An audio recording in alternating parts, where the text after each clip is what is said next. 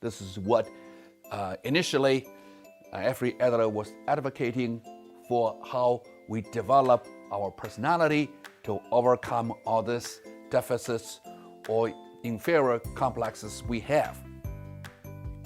And having followed every editor's route into humanist psychology or humanist movement, let's talk about Abraham Maslow. Abraham Maslow is one of the founders of the School of Humanist Psychology, and used to be regarded as the third force of psychology, which is after psychoanalysis, advocated by Sigmund Freud, and behaviorism, advocated by John Watson, B.F. Skinner, and later Albert Bandura.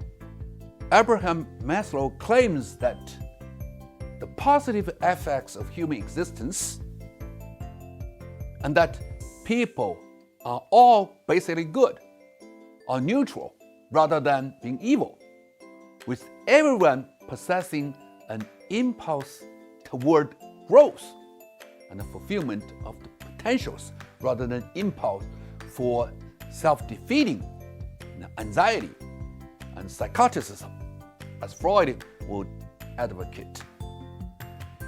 And psychopathology results from a twisting and frustration of this essential nature of human organism and social structures that restrict the individual from realizing his or her potentials are a root cause of this frustration. And he proposed, probably a lot of you would know, the hierarchy of social needs, human needs. The bottom is the physiological needs, then the safety needs, the belonging needs, then the esteem needs, and then finally self-actualization needs. And you probably know all about this. And the process of developing your personality is also a process of actualizing your potentials to achieve self-actualization. Okay? So basically, the self-actualization theory proposes that individuals change behaviors. So the self-actualization theory proposes that individuals' changes in behavior result from changes in their perceptions or determinations.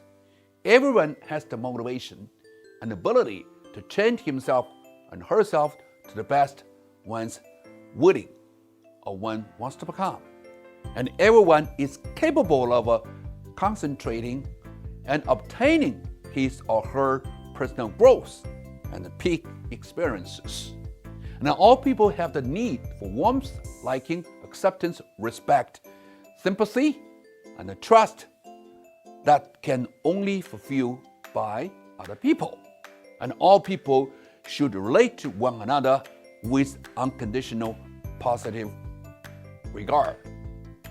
So in other words, is to respect people as they are. So this is called self-actualizing tendencies that should be fully respected. And Abraham Maslow also defines the characteristic of a self-actualizer.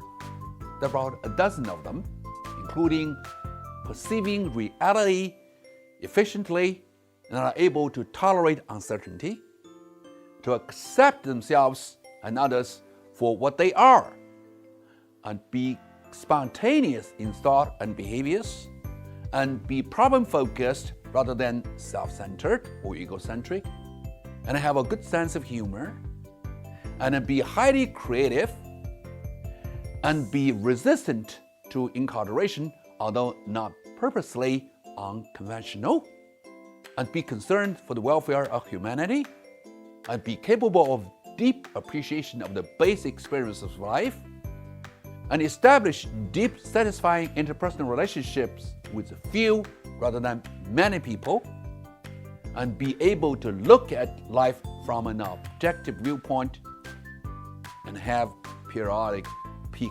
experiences. Having said all of this, can you take for yourself how many characteristics you have already possessed, obtained, and if so, you will be recognized as a fully self-actualized person. Now, I'm just giving you this figure, which is more illustrative because on the left side is to the self, on the right side is to the other.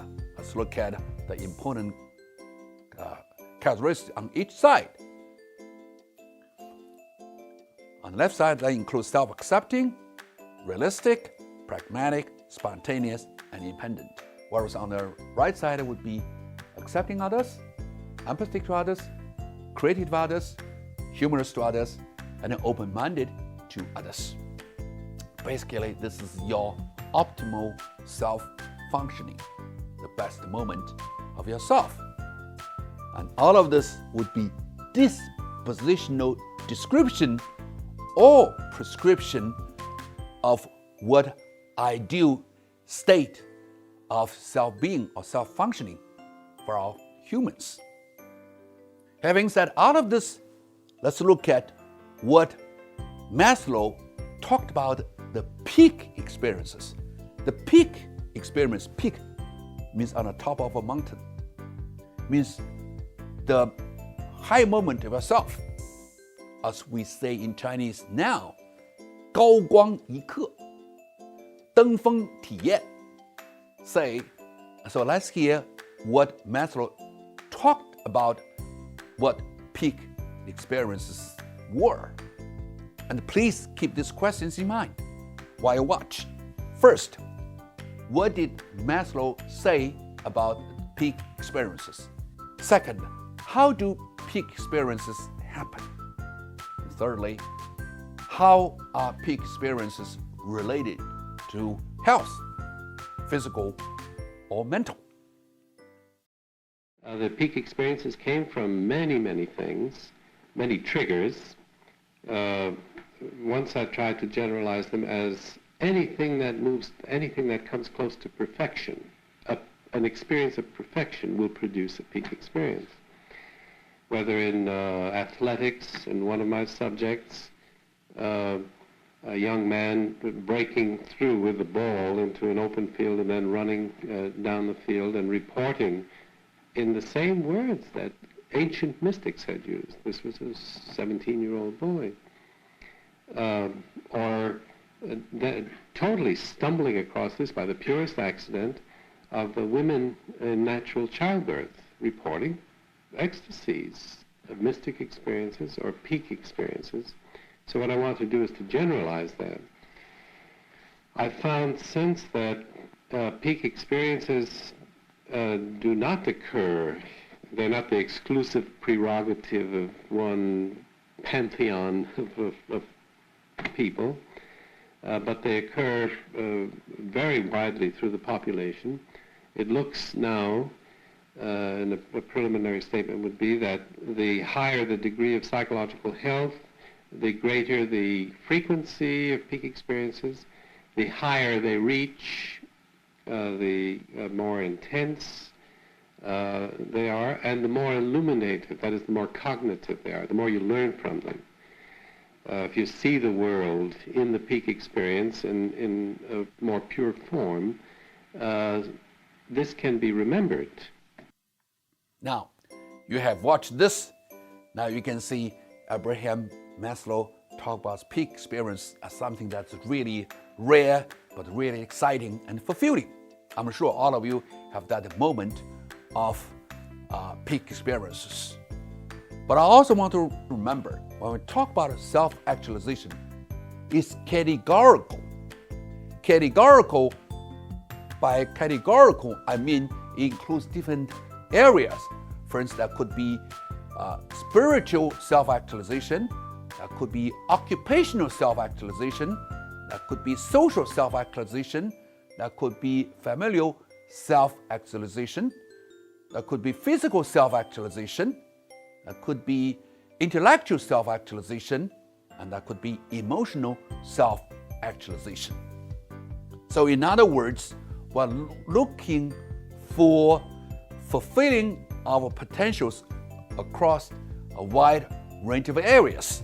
And when we eventually achieved our potentials, that moment is called self-actualization, and it also called the peak experience.